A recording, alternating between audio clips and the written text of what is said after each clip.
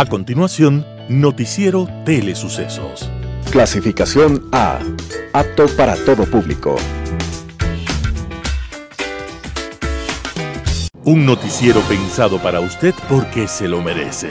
Nos acercamos a la realidad desde diferentes perspectivas. Noticiero Telesucesos. Primera parte del noticiero Telesucesos, con las noticias más importantes del día.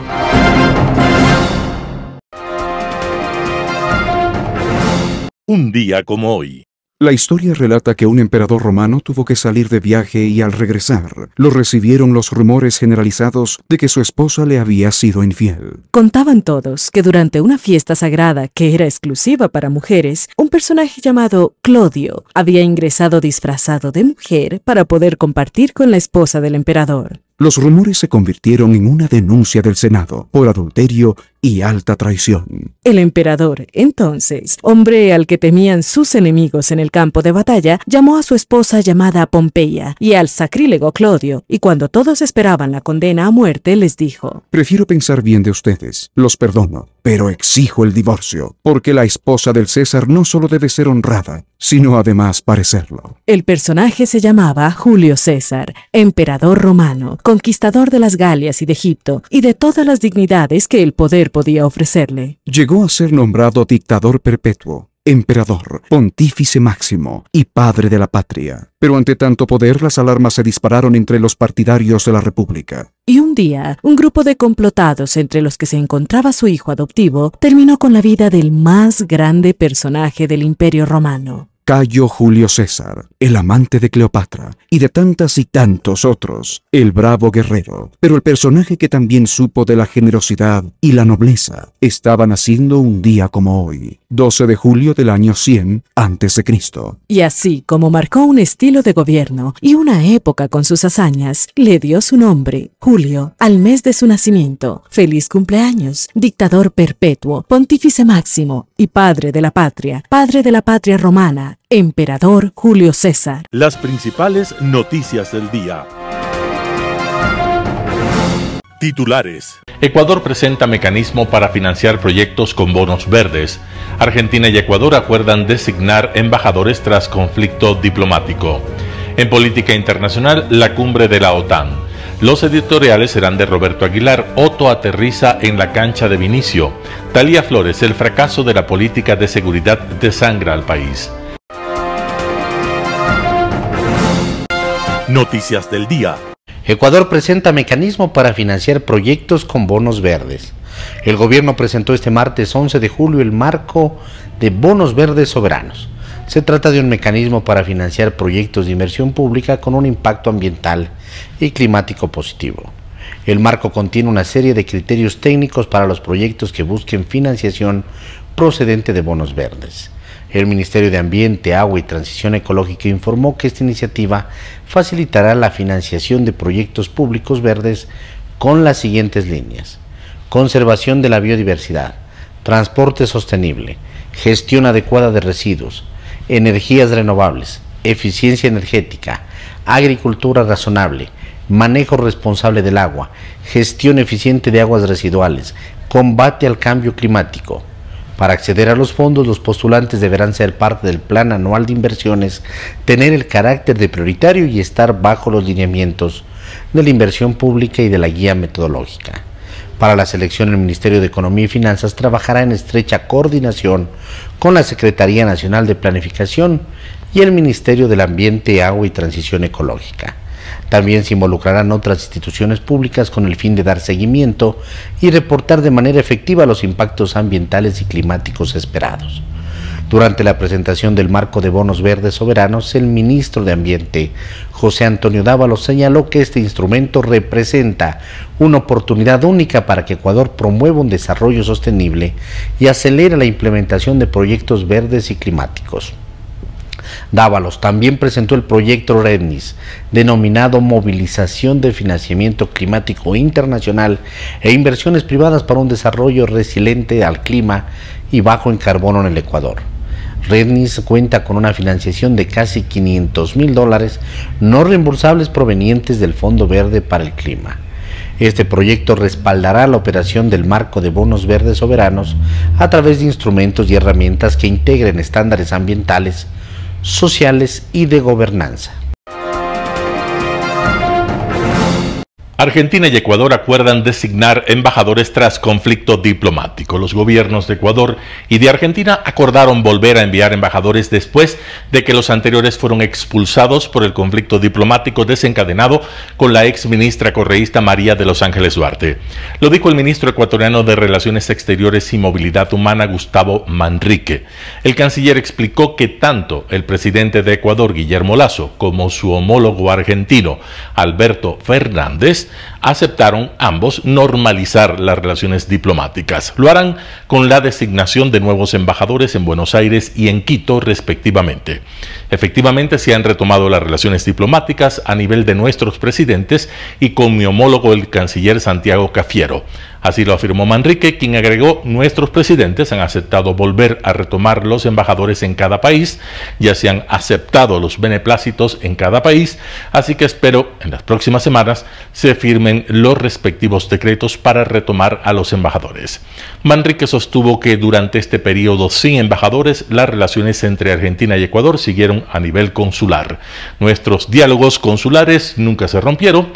Donde hay un ecuatoriano tenemos que tener relaciones consulares y donde haya comercio tenemos que tener relaciones, señaló el canciller. El desencadenante del conflicto fue la repentina salida hacia Venezuela de la ex ministra María de los Ángeles Duarte. Eso después de que pasara hospedada más de 2 años y medio en la embajada argentina en Quito, con lo que evitaba cumplir una condena de 8 años de cárcel por cohecho.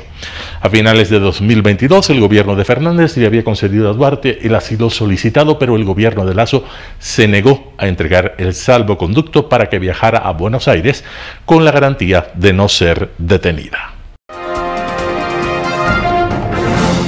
Entrevista del día. En Radio Sucesos, la mañana de este miércoles estuvo Fernando Villavicencio, candidato presidencial, para hablar acerca de su plan de trabajo y propuesta de campaña. Escuchemos qué es lo que dijo.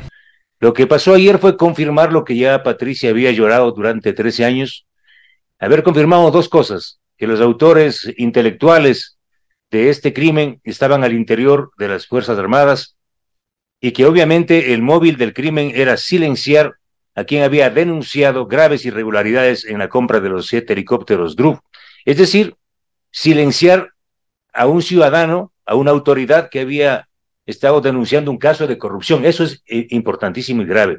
O sea, un Estado que es capaz de matar a un ciudadano que denuncia un caso de corrupción. Lo otro es el nivel de encubrimiento que se revela. Porque claro, cuando aparecen los nombres queda en evidencia que el expresidente Rafael Correa conocía, además había un decreto firmado por él que le autorizaba exclusivamente a él, a Rafael Correa, a revelar el contenido del informe a la viuda del general Gavera. Y en el tuit que pone ayer Rafael Correa, él se pega un tiro en el pie, porque dice nuevas conclusiones. Es decir, él sabía las conclusiones del informe anterior, pero es que él tenía que saberlo, pues. El único que podía tener ese informe y entregar a la viuda de Gavera era Rafael Correa.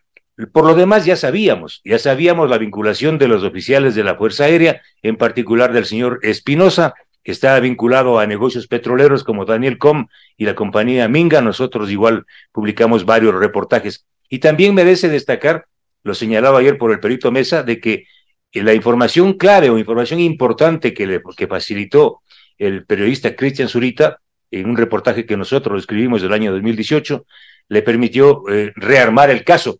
Esta información es importante porque, ¿cómo así información reservada de la Fuerza Aérea vinculada a la compra de los helicópteros Drup acabó en manos del señor Cortés, del representante de la compañía Sumil? Porque fue él quien le entregó a Cristian Zurita.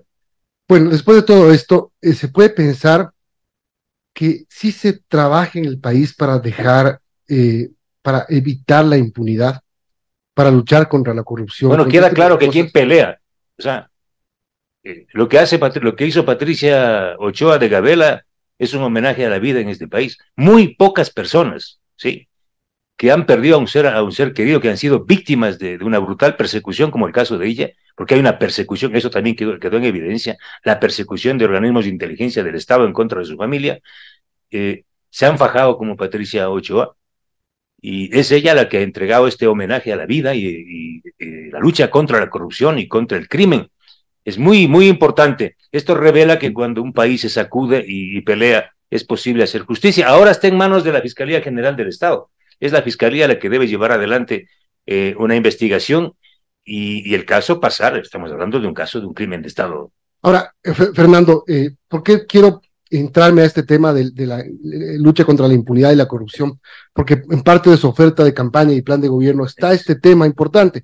Y ahora se me viene a la mente otro caso que está ahí ya desde el 2018, que es el tema de los periodistas del diario El Comercio asesinados por Arias Guacho, cuando se pedía la desclasificación de todos los documentos, cuando Lenín Moreno se había comprometido a hacerlo, que según los familiares y la gente que lucha por ellos, por esta justicia, dicen que nunca se lo hizo, el gobierno actual tampoco se lo hizo, y nos enteramos que el COSEPE lo declara como un tema reservado de seguridad nacional. Bien que me preguntas, ayer, tras sentirle a Patricia Ochoa y darle toda mi fuerza, le he dicho eso, le he dicho, Patricia, estamos a semanas, a meses, de que cambie la historia de este país. Yo voy a ganar, y guarda esta entrevista, Milton, y voy a ganar la presidencia, y sin duda mi gobierno será el gobierno de los derechos humanos. El caso del asesinato de Jorge Gabela no es un caso que puede quedarse en el Ecuador. Personalmente, como presidente de la República, llevaré este caso a los mayores foros internacionales, a los mayores foros internacionales y a las instancias internacionales. Este crimen tiene que ser castigado no solo a nivel nacional, sino a nivel internacional. Y los otros crímenes del que tú acabas de señalar, el asesinato de los 3 periodistas de Diario El Comercio, ¿vinculados a qué? A la presencia en el Ecuador de las mafias del narcotráfico, porque de eso estamos hablando. En esas condiciones, los 3 colegas fueron asesinados y el Estado ecuatoriano, el momento que guarda silencio y mantiene reservas sobre esos documentos, lo que está es, sin duda, marcando una línea de impunidad. Yo ordenaré la liberación total, la desclasificación total de toda la información. Ana María Maldonado, directora ejecutiva de la Corporación de Promoción Económica Conquito, pasó por Radio Sucesos para hablar acerca del capital semilla a los emprendedores. Veamos la nota. Y Fonquito es la convocatoria a capital semilla de la ciudad. Nace en el año 2021 como una iniciativa para ayudar a los emprendimientos luego de la pandemia y se ha mantenido ya durante 7 convocatorias. Esta Fonquito del año 2023 es la 8ª, en la que vamos a entregar capital semilla a los emprendedores de la ciudad. Ya, va un capital semilla de $585, ¿es así? Tenemos un fondo total de capital semilla de $585,000 para todos los emprendimientos que participen en esta 8ª convocatoria. ¿Qué tipo de emprendimientos son? ¿Qué edades? ¿Para quiénes? ¿Para qué grupos está orientado? Ya, en esta 8ª convocatoria vamos a trabajar o enmarcarnos en emprendimientos en 2 etapas de desarrollo. La primera, que son los emprendimientos de puesta en marcha, y la segunda, los emprendimientos que están ya en etapa de consolidación. ¿Sí? Los de puesta en marcha, ¿cuántos están ahí? No tenemos todavía un número de participantes porque estamos en la convocatoria que está abierta desde el 7 de julio hasta el 14 de agosto. Esperamos tener un buen número de participantes, así que los datos los podremos dar a partir del 14 de cuántos emprendimientos participaron, tanto en puesta en marcha como en consolidación. Esta convocatoria se llama Quito Próspero, ¿verdad? Así es. El objetivo es, según lo que tenemos de información, es seleccionar propuestas de emprendimientos con potencial dinámico que integren tecnologías emergentes. Cuando hablamos de tecnologías emergentes, ¿hacia dónde va a estar orientado más o menos el tema de enfocar recursos para ayudarlos a potenciar? Claro que sí. Nosotros en esta convocatoria tenemos 6 categorías ya preestablecidas. La una es biofuturo, la otra es salud y bienestar, la tercera es servicios financieros, la cuarta es servicios tecnológicos, la quinta es turismo inteligente y la sexta es economía circular. Entonces, todos los emprendimientos que estén dentro de estas categorías, que tengan un potencial dinamizador diferente, que utilicen tecnologías emergentes, tendencias de consumo, van a poder participar siempre y cuando se encuentren en estas etapas, puesta en marcha y en consolidación. Eso es importante recalcar para que nuestros emprendedores tengan claro. Ya, son 6 etapas como usted mencionaba, ¿no? La primera va desde postulación, iniciando el 7 de julio, es decir, perdón, sí, el 7 de julio, ¿verdad? Hasta el 14 de agosto. Así es. Después, ¿en ese margen van las 7 etapas o después de haberse postulado inicia a partir del 14 de agosto una selección para decidir a cuáles se los va a capitalizar? Claro, o sea, el cronograma de trabajo del Fonquito, primero es la convocatoria, las 6 categorías son en las que pueden participar, que se enmarcan, digamos, del capital semilla en estas 6 categorías. Luego las etapas son primero es la convocatoria, en la convocatoria tenemos pasos, ¿no? Como la recepción de postulaciones, preselección, notificación de la preselección, hay una etapa de capacitación aquí también. Luego recibimos los documentos, validamos y hay una calificación por parte de un cuerpo colegiado que no pertenece a Fonquito. Nosotros conformamos esta, digamos, comisión técnica que califica con actores dentro del sistema de emprendimiento, pero que no pertenecen a Fonquito, y después de eso enviamos todos estos proyectos para la acreditación en la CENESID. Esa sería la segunda etapa. La CENESID valida los proyectos que efectivamente cumplan con las bases y con toda la normativa, y posterior a eso adjudicamos. Nosotros esperamos adjudicar la primera semana de diciembre del 2023 según el cronograma. También en Radio Sucesos, Esteban Ortiz, médico salubrista, habló acerca de los casos del síndrome de Guillain-Barré. Escuchemos la nota. Aquí estamos pues dando un poco de información fidedigna sobre este tema que en Perú ha causado una alerta sanitaria, ¿no? El Guillain-Barré. Así es, doctor. 165 casos de pacientes con el síndrome. Ecuador está ya tomando precauciones en la frontera, pero ¿qué es el síndrome de Guillain-Barré? Bueno, ahí en general yo he visto que el gobierno está tratando de desplegar toda la vigilancia epidemiológica sobre esta enfermedad. Sin embargo, el comunicado para mí no es tan claro porque no es una enfermedad infecciosa.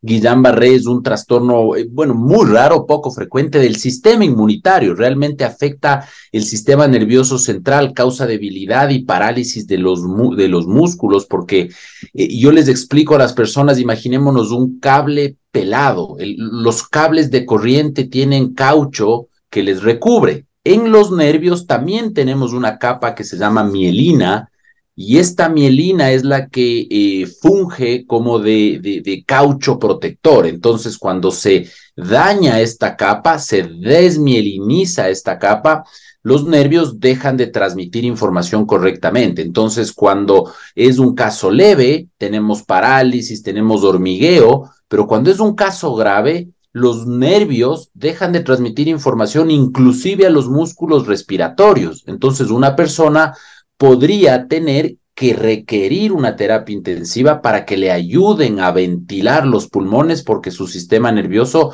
básicamente no transmite la información. Es autolimitada, en general tiene una mortalidad baja. En el Ecuador los datos refieren del 3.3% en hombres y 4.4% en mujeres, pero es una enfermedad que obviamente es seria, ¿no? Y en Perú hemos tenido una tasa de 7 casos por cada millón de habitantes en medio año, cuando normalmente se debería tener esta tasa en todo un año. Entonces, es importante entender, no es contagiosa y se puede ocasionar por múltiples razones. Ahora, el Ministerio de Salud del Ecuador ha pensado que es Campylobacter jejuni, que es una bacteria que se encuentra en los huevos crudos, en la carne cruda, en la comida cruda. Es una bacteria de transmisión oral, es decir, se podría vincular esta enfermedad con este tipo de bacteria, pero mucho ojo, no es la única. Puede ser causada después de la influenza, después del herpes, después de la hepatitis, después del COVID, después inclusive de algunos tipos de vacuna en formas extremadamente raras. Este Guillain-Barré en el Ecuador en el 2021 causó 400 casos y 101 hospitalizaciones, ¿no? Entonces es una enfermedad que sí la conocemos y obviamente que afecta también a nuestra población. Doctor, pero es importante hacer énfasis en lo que usted acaba de decir. Es una consecuencia de una infección bacteriana, viral o de algún otro problema de salud. No es que yo salgo, consumo algo y voy a enfermarme de Guillain-Barré. No, no, no, no, no. El Guillain-Barré es rarísimo. Como les digo, en el Ecuador nosotros tenemos los datos oficiales de Guillain-Barré. Hablan de 100 hospitalizaciones al año en promedio, realmente 80 hospitalizaciones en hombre y 50 en mujeres. Es decir, que de cada 1.000.000 de ecuatorianos, 4 hombres o 3 mujeres podrían llegar a tener esto en un año. Es decir, es extremadamente raro. ¿Por qué se origina esta enfermedad? Es desconocido todavía. El tema es que el sistema inmunológico en nosotros es tan raro, tan, digamos, individualizado, que una persona puede morir por una picadura de abeja cuando otra persona puede simplemente tener una pequeña roncha. Es decir, en esa lógica, esta unión antígeno-anticuerpo, por ejemplo, post-herpes, post-hepatitis, post-campylobacter jejuni, o quién sabe, post-dengue, ya que el Perú está viviendo una ola de dengue importantísima, pues podría ser que los mismos anticuerpos ataquen al propio cuerpo, en este caso atacan a los nervios, y por eso es que se da esta enfermedad que que no es contagiosa, ¿no? Eso hay que recalcar. ¿Qué pasa con las telecomunicaciones en Ecuador? A semanas de que venzan los contratos de Claro y Movistar, Arcotel decidió suspender por 120 días la negociación para renovación de contratos. ¿Las actuales autoridades no quieren asumir la responsabilidad de la renovación? ¿O es acaso que temen la retaliación de las autoridades entrantes? La realidad es que hay preocupación en los usuarios por la continuidad del servicio. Las demoras y riesgos respecto a los derechos de uso en telecomunicaciones va en detrimento de los usuarios, limita las inversiones y no permite avanzar en la construcción de competitividad, afectando el entorno para las inversiones y para la actividad productiva. Ecuador va a la saga en el despliegue de la red 5G debido a que el Estado no ha asignado espectro radioeléctrico. El Banco Mundial recomienda asignar 2.000 MHz. Sin embargo, en los países en desarrollo apenas hay una asignación en promedio de 500 MHz y en Ecuador solamente 280 MHz. La renovación de las concesiones es una oportunidad para ampliar la inversión en cobertura y en redes, también para adoptar nuevas tecnologías como el 5G y para poder acelerar la velocidad de transmisión de datos. Conoce más sobre la situación de las telecomunicaciones en el análisis semanal. Te esperamos. Un panorama de noticias para su estatura intelectual.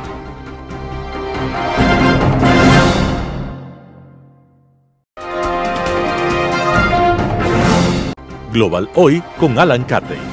La cumbre de la OTAN. Los Estados miembros de la Alianza Atlántica se reunieron en Vilna, capital de Lituania, el 11 de julio para la celebración de una cumbre. Lituania es un país que limita físicamente con Bielorrusia y con el enclave ruso de Kaliningrado, base de gran importancia aeronaval para Rusia.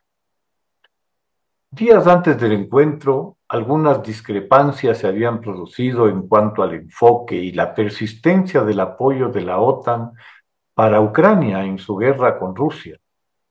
Se notaban, sin decirlo, señales de cansancio, pues no se avisora ninguna posibilidad de solución en el corto plazo de un conflicto que nunca se pensó duraría ni cerca de lo que ha durado. De pronto, esas incertidumbres, incluso esas dudas, se convirtieron en un reconfortante entusiasmo con el anuncio del levantamiento del veto de Turquía al ingreso de Suecia a la OTAN.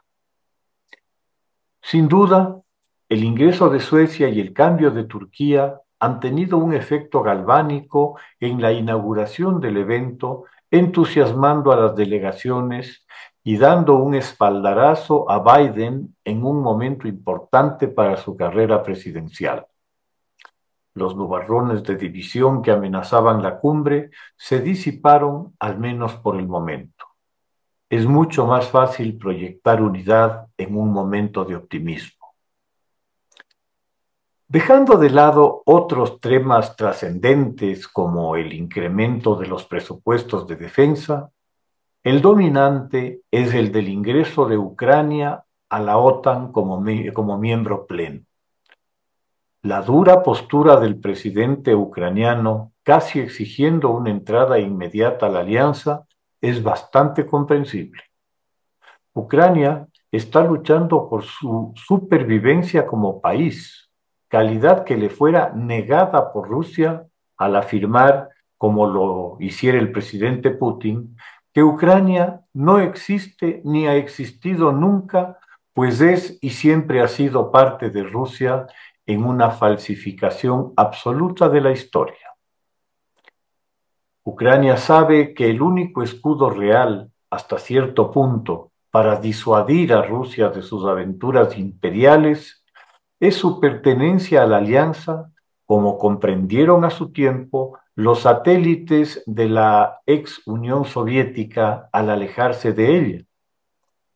Ya Ucrania pasó por el desengaño de las promesas que se le hicieron en 1994 de seguridad de fronteras por parte del Reino Unido, Estados Unidos y la propia Federación Rusa, razón por la cual Ucrania, que ostentaba en aquel momento el tercer arsenal nuclear más grande del mundo en su territorio, aceptara desprenderse del mismo, entregándolo a la Federación Rusa a cuenta de evitar la proliferación nuclear. A la vuelta de los años, cuando Rusia, violando los solemnes tratados firmados por ella en el Memorando de Budapest, se anexa en 2014 la Crimea ucraniana, las garantías recibidas se revelan como papel mojado, y cuando la agresión se extiende en 2022 a todo el país, los garantes envían por cuentagotas en los primeros días algunos misiles antitanques y antiaéreos con los que, junto a una valentía y patriotismo infinitos, logran detener el alud ruso que estaba convencido de que ahogaría a Ucrania en una quincena. Recién entonces empiezan a aprovisionar a Ucrania con unas vergonzosas y temerosas restricciones para que Rusia no se vaya a enojar. Recién al año se abre la puerta para entregar unos tanques de segunda mano que no llegan a 250.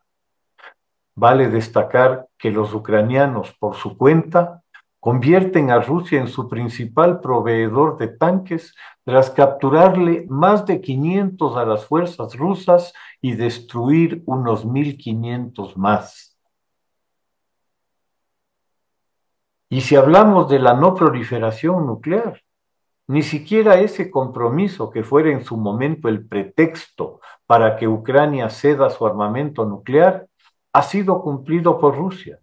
Hace un par de meses nada más, el gobierno ruso anunció el despliegue de armas atómicas en Bielorrusia, convertida en todo menos el nombre en una colonia rusa que era el mismo destino reservado a Ucrania. Rusia se ha limpiado las botas con tratados y acuerdos suscritos por ella y respetando las más elementales normas del derecho internacional, buscando imponer por la fuerza sus pretensiones, pero ha encontrado en Ucrania una decisión inquebrantable de resistir a ultranza. Pese a que Ucrania ha sido quien se juega la vida y pone los muertos, y es quien sufre los bombardeos que destruyen su infraestructura indiscriminadamente, muchos miembros de la OTAN, los beneficiarios del sacrificio de Ucrania, pues sin este, quién sabe si estarían luchando en sus países y viendo sus escuelas y hospitales destruidos por los misiles rusos, titubean y ponen obstáculos a su ingreso a la alianza a cuenta de que si lo hacen deberían acudir en su defensa. Por decirlo menos, una postura cínica y cómoda. Veremos cuáles son las propuestas que la OTAN pone sobre la mesa para encontrar un mecanismo expedito para el ingreso de Ucrania a la OTAN y a la Unión Europea, un derecho que se ha ganado a pulso Ucrania frenando al renacido fascismo encarnado en Rusia. Jens Stoltenberg, el secretario general de la OTAN, ha anunciado un procedimiento abreviado para tal eventualidad, reduciendo las dos fases habituales a una sola. Definir abreviado parecería ser el problema. La burocracia de la Unión Europea y consecuentemente de la OTAN es proverbialmente lenta, pues debe conciliar una multitud de intereses y puntos de vista, a veces contrapuestos, de, cuando se formalice el ingreso sueco, 32 estados. Es legítima la preocupación ucraniana por no contar con un compromiso temporal definido, pues teme que esa posibilidad de ingreso de su país a la OTAN se pueda convertir en una ficha de negociación para un eventual cese del conflicto. Sabe, por dolorosas pasadas experiencias, que no podrá confiar nunca en una Rusia que una vez más la ha agredido y buscado su eliminación como Estado y como pueblo. Las heridas físicas y espirituales que Ucrania ha sufrido a manos de Rusia no se superarán en mucho tiempo y sin su ingreso a la OTAN quedaría en el mismo limbo en el que quedó tras la entrega de su armamento nuclear en 1994, con meras promesas que a la primera tormenta se las llevó el viento. La fervorosa recepción que la población de Vilna le deparó al presidente Zelensky a su arribo es una demostración de la admiración que éste y su país han logrado despertar en una Europa escéptica e insegura, pues él y su país han demostrado cuán importantes son los factores anímicos para resistir y vencer. Han dado una lección a quienes, antes del inicio del conflicto, daban por perdida una batalla que, como se vio, recién empezaba. Una Europa aterrorizada ante el ataque ruso, buscando fórmulas para aplacar a Putin, tal como lo había hecho con Hitler 84 años antes, era la que aparecía en febrero de 2022. Habían olvidado las lecciones de la historia respecto de cómo enfrentar a la tiranía y a los tiranos. Como dijera Churchill, el que se humilla para evitar la guerra se queda con la humillación y luego con la guerra. Muchas gracias. Editorial. Otto aterriza en la cancha de Vinicio. Artículo de Roberto Aguilar publicado en Diario El Expreso. Prueba de vida. Tímidamente, como todo lo que tiene que ver con la estrategia de medios de su desinflada campaña, Otto Sonnenhösler lanzó un video que hizo reír a todos los que lo vieron, que son muy pocos. El monólogo de la chica que habla del expresidente prófugo como si fuera un exnovio con el que nunca volvería es el primer video de la campaña con una producción decente que aterriza en la cancha donde Vinicio Alvarado ha planteado su batalla, el del mensaje publicitario puro. Yo nunca volvería con un ex, dice la joven, y menos con uno tan tóxico. Luego aparece el candidato entre las masas haciendo lo que mejor saben hacer los candidatos, sobando cabezas y mostrando las axilas, y disfrazando su ideología de centro derecha con una frase ingeniosa: ni para la derecha ni para la izquierda, vamos hacia adelante. Una mentira efectiva. No más falta ponerla en una campaña. Borregos y helicópteros.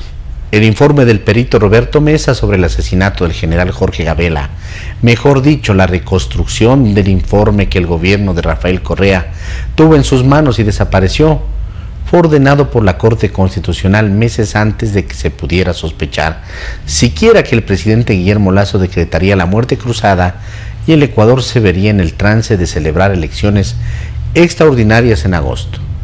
No tiene, pues, nada que ver con la campaña. ¿Nada? No parecen entenderlo así los correístas. Ayer, horas antes de la entrega oficial del informe, un espasmódico ataque de nervios hizo presa de los guerreros digitales del expresidente prófugo que desataron una auténtica campaña contra una viuda indefensa. Hasta justito hoy, en mes de campaña, escribió un autodenominado borrego muy notorio, como si la victoria de Luisa González dependiera de que la verdad sobre el asesinato continuara siendo un secreto. Las cuentas alegres de Diana Jacome. Dice Jan Topping, el candidato que apoyan los socialcristianos, que la diferencia entre él y los demás aspirantes a la presidencia es que él sabe cuánto va a gastar en cada cosa. Propone un programa de telemedicina, $40 millones en 8 meses. Reforzamiento de los controles fronterizos, 140 millones. Reforma de las cárceles, 800 millones. En eso llega su candidata a la vicepresidencia, Diana Jacome, que no por nada tiene un pasado de simpatizante correísta. Lleva perfectamente interiorizada la consigna de campaña según la cual es necesario ponerle cifras a todo, así que empieza a despachar las suyas sobre su plan de alimentación escolar. Lo hace con una destreza matemática que da envidia. El presupuesto que recibe el Ministerio de Educación, empieza diciendo, es de $6.000 millones al año. De esa suma, 180 millones se invierten en desayunos escolares. Entonces, nosotros planteamos el plan 3 comidas, que esto quiere decir que tu niño también almuerce y que tenga una merienda en la tarde, lo que implica $1.200 millones. Porque claro, si una comida cuesta 180 millones, 3 comidas no pueden costar menos de 1.200 millones. O sea, menos del 10% del presupuesto que recibe el Ministerio de Educación. Jacome, a cargo de las cuentas nacionales, es un peligro. Un candidato solo. Fernando Villavicencio no tiene equipo de gobierno, ni ministros. Se le pregunta sobre el tema que debería ser elemental y transparente y se da 1000 vueltas, se va por las ramas y no contesta. Ocurrió este domingo en el programa de Andrés Carrión en Teleamazonas. Y que conste que el periodista insistió 3 o 4 veces. Preguntó primero por las características de sus colaboradores. Ninguna persona que haya sido parte de los gobiernos pasados, dijo Villavicencio, reduciendo abruptamente sus propios márgenes de elección. Ninguno que haya recibido sobornos, ningún corrupto, ninguno que trabajó con el gobierno de Correa, especificó. Pero, ¿quiénes? Insistió Carrión. Los mejores talentos de las universidades, respondió a los cielos el candidato. Deme nombres, volvió a la carga el periodista sin darse por vencido. Estamos trabajando en eso, admitió al fin Villavicencio. Lo dicho, no tiene. Artículo de Roberto Aguilar publicado en Diario El Expreso.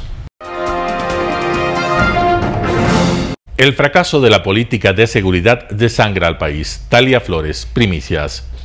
Hace apenas 2 días, el domingo 9 de julio, en la cárcel El Rodeo de Portoviejo, fueron encontrados muertos, colgados en sus celdas, los 2 presuntos autores de la detonación de un artefacto tipo granada, ocurrido el viernes 7 de julio en las inmediaciones de la Unidad Judicial Penal de esa ciudad. Habían sido acusados de terrorismo. La información que se llevaron a la tumba podía haber sido de gran valor para desmontar a las mafias que se han tomado varias ciudades. Junto a ellos fueron hallados asesinados 2 reclusos más. Las cárceles siguen en manos del crimen organizado. En una sala de velación de Manta, 2 sujetos armados dispararon contra las personas que velaban al agente de tránsito Andrés Moreira, quien había sido asesinado en el sector de Urdesa, en Guayaquil, y su cuerpo llevado por sus familiares para sepultarlo en su tierra. Los sicarios dispararon incluso al féretro en el que estaba el agente, en cuyo auto el día que lo asesinaron encontraron alrededor de $80.000. Nadie vigilaba la ceremonia fúnebre, por lo que los sicarios actuaron con toda impunidad, mientras que la policía perdió la oportunidad de hacer alguna captura que podría conducir a identificar a los miembros de una organización criminal. Entre sicarios, vacunadores, asaltantes y todo tipo de delincuentes, el país sufre el fracaso de la política de seguridad de un gobierno que se extingue agobiado por sus propios hierros y negligencias. Ecuador enfrenta la mayor ola de violencia de su historia, lo que ha afectado la vida de la gente y la economía del país al extremo que muchos han debido cambiar sus rutinas o incluso evitar salir a la calle a no ser que sea absolutamente necesario. Y no pocos han cerrado sus negocios. Tan dramática es la situación que, según un sondeo en línea a 3.314 ciudadanos de las 24 provincias del país hecho por Comunicaliza, el 55.3% de los ecuatorianos espera que el nuevo gobierno solucione el problema de inseguridad.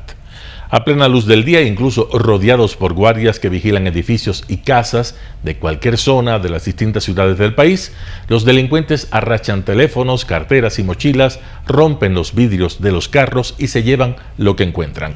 Asaltan a jóvenes, adultos y a mayores sin importar la condición física, porque también lo hacen a quienes caminan con un bastón u otro apoyo.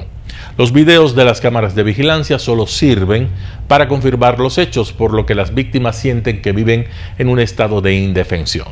Otros 3 casos de violencia escogidos al azar muestran una suerte de insospechada nueva geografía del delito, lo cual deja entrever que no existe un solo espacio libre de estos tormentos, a la vez que evidencian cómo la sociedad ha sido arrastrada a acciones que nunca habrían siquiera imaginado protagonizar.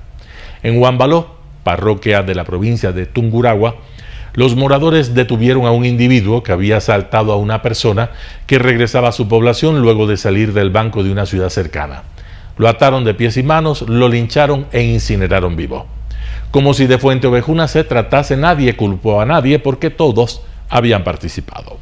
En Cuenca, en abril pasado, junto a uno de los 4 ríos de la ciudad, se encontraron 2 cuerpos incinerados. Las pericias revelaron que habían sido previamente ahorcados y apuñalados. Las autoridades presumían que por letreros que encontraron junto a los cuerpos, los 2 ciudadanos venezolanos habrían sido extorsionadores o vacunadores.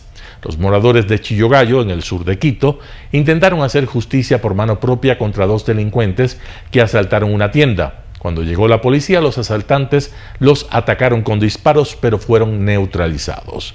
Otras horrendas facetas de la violencia y el crimen tienen a la sociedad ecuatoriana en vilo.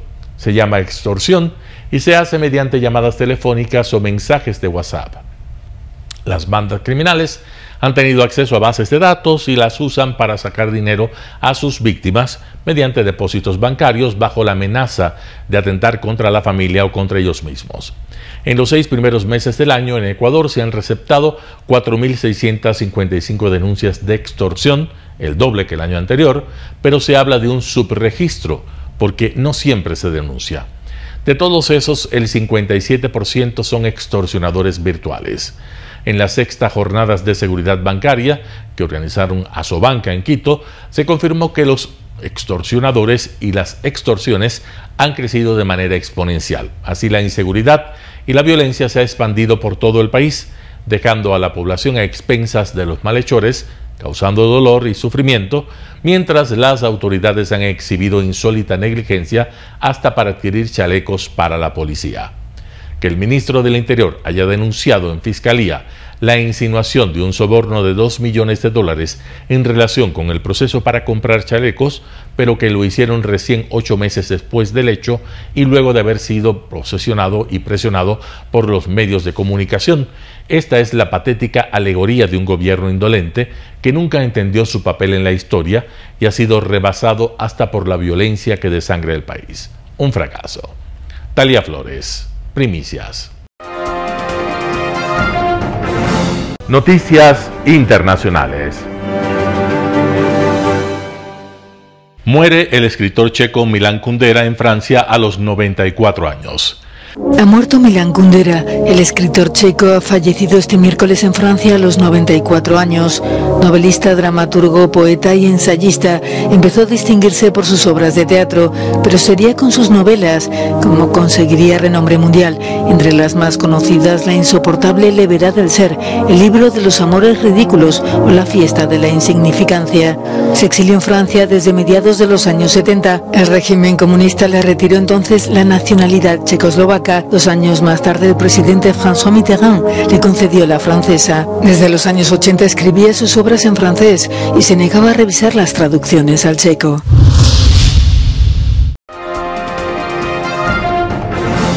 Los Caminos de la Amistad de Ricardo Muti ofrece un encuentro entre culturas.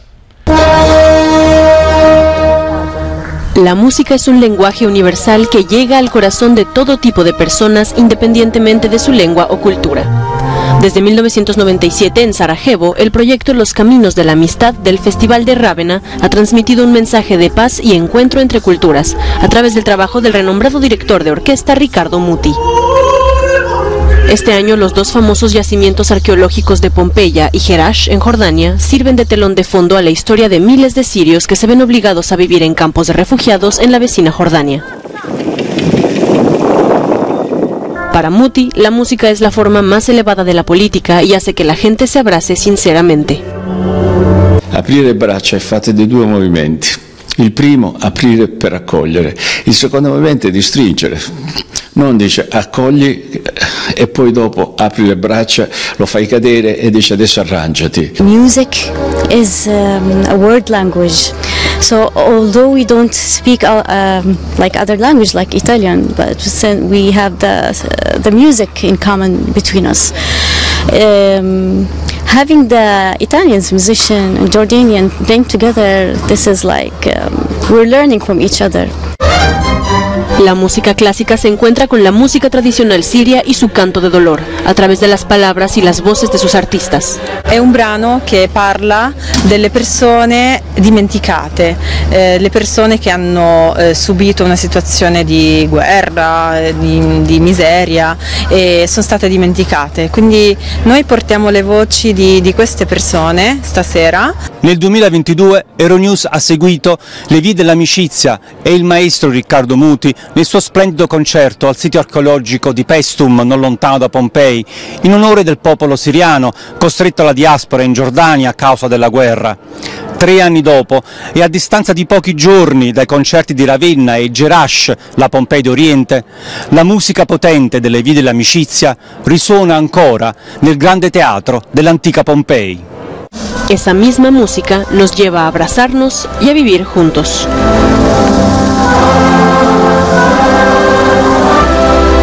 Come noi stiamo vedendo con l'orchestra Cherubini che convive con elementi musicisti dei giordani nel senso dell'armonia, del raggiungere l'armonia e la bellezza, noi ci troviamo poi ad essere tutti fratelli. Ecco il nostro compito.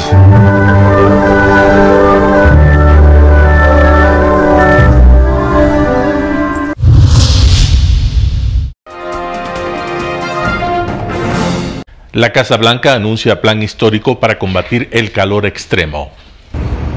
El calor extremo no es ajeno para nadie. Los cambios elevados en las temperaturas representan un riesgo para la salud. Texas, Arizona, Puerto Rico, Florida, Michigan, Vermont y Nueva York han batido récords de calor en este mes de junio y julio se perfila como el más caliente alguna vez registrado. Lo que hacemos es tratar de caminar en horas más tempranas, buscando lugares donde haya sombra, usar bloqueador solar e hidratarnos bastante. La Casa Blanca lanzó este martes un plan de acción para combatir el calor extremo que incluye $25 millones de inversión para aires acondicionados para hogares de bajos ingresos y revestimientos de techos fríos y sellado de ventanas. Además, anunció la apertura de una oficina dedicada al cambio climático y de centros de investigación virtuales de la Administración Oceánica y Atmosférica para rastrear el calor. Antes había un poco más calor, ahora sentimos más extremo el calor y siempre también hidratándome, que es lo más importante. Adicionalmente, la Casa Blanca sostendrá una cumbre de resiliencia climática en viviendas asequibles y FEMA llevará a cabo una campaña de verano para saber reaccionar y protegerse ante el calor. y la meta es que las escuelas se conviertan en lugares seguros para enfriarse. El cambio climático está haciendo estragos en nuestro planeta. Lo podemos ver en los cambios que hay en la naturaleza, en el aire, en las tormentas. Residentes afroestadounidenses y ancianos se encuentran entre los más vulnerables a morir por el calor, según reporta el New York Times. Ángela González, Voz de América, Nueva York.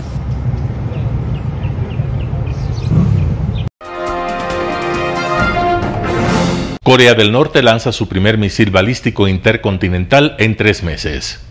Corea del Norte ha lanzado este miércoles su primer misil balístico intercontinental en 3 meses. 2 días antes, el régimen de Kim Jong-un había amenazado con impresionantes consecuencias después de asegurar que un avión espía estadounidense había sobrevolado la zona económica exclusiva del país. Corea del Sur y Japón han expresado su preocupación. Tokio ha anunciado una respuesta coordinada. また先ほど日米韓の外務省局長級による電話協議を行ったところですが、政府としては国連安保理の場を含め米国韓国をはじめ国際社会と緊密に連携して対応するとともに、国民の生命財産を守り抜くため引き続き情報の収集分析及び警戒監視に全力を挙げてまいります。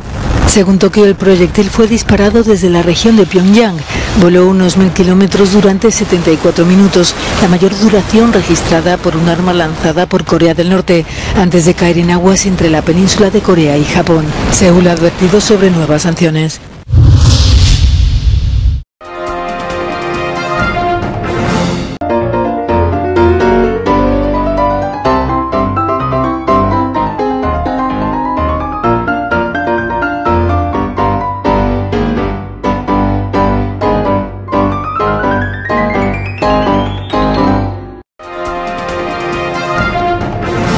El término arena dejó tiempo atrás de ser sinónimo de muerte. Hoy es un espacio de vida, de desarrollo de una de las actividades básicas del comportamiento humano, el deporte, que quizá, como ninguna, moviliza sentimientos y emociones, elimina como principio la violencia, intereses personales, trampas, desunión e intrigas. El deporte, con sus valores, solo deberá entregar mensajes de bien para mejorar las actuales estructuras sociales y políticas en deterioro en las que vive nuestro país. Hoy entregamos a nuestra audiencia de la ciudad de Quito deportes y en especial a la parroquia de Calderón, uno de los sectores populares de mayor desarrollo de la ciudad, con una población estimada en 1 millón de habitantes que están en contacto diario con el canal 29 UHF, presente con sus instalaciones deportivas en Llano Grande, su centro de gravedad. Telesucesos, desde nuestro estudio principal y en el de Arena Telesucesos, es el único medio de televisión que transmite de lunes a viernes 4 horas diarias de diversos eventos y novedades deportivas: el ecuavóley, básquet, tenis de mesa, halterofilia, taekwondo, esgrima, box, cachascán, gimnasia olímpica. Pueden ser observados en Canal 29 UHF y en todas las redes sociales en su televisión, sin ningún costo, desde la comodidad de su hogar, en nuestro canal y en las redes sociales.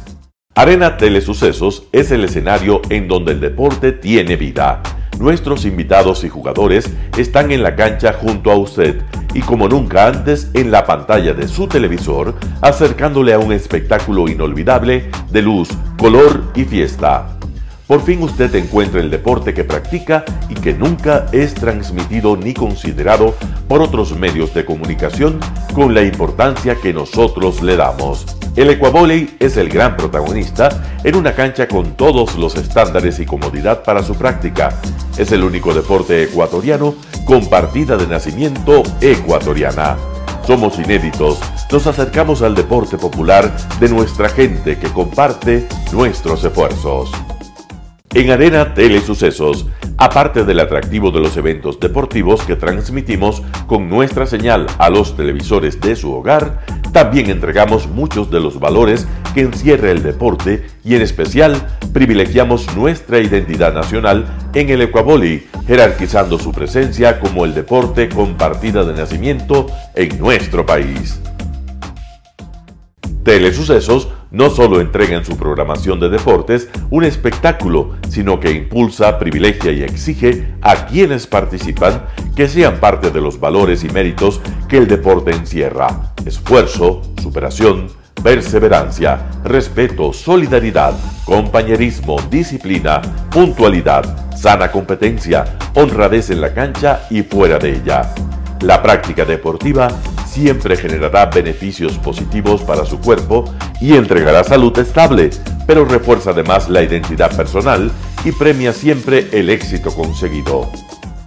Estamos entregando a nuestra ciudad con Arena Telesucesos un esfuerzo más de un medio que es fiel a su identidad y que a través de sus contenidos de salud, cultura, opinión calificada y ahora deportes, pretende difundir lo que, aparte del entretenimiento, requiere nuestra gente.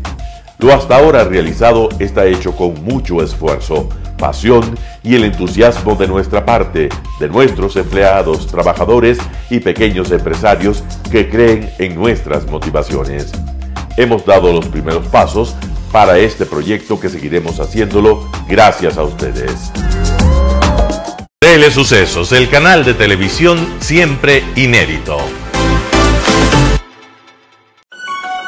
El noticiero Telesucesos es retransmitido de lunes a viernes a las 7 horas por Radio Planeta Sur 106.1 FM de la ciudad de Loja. Noticiero Telesucesos.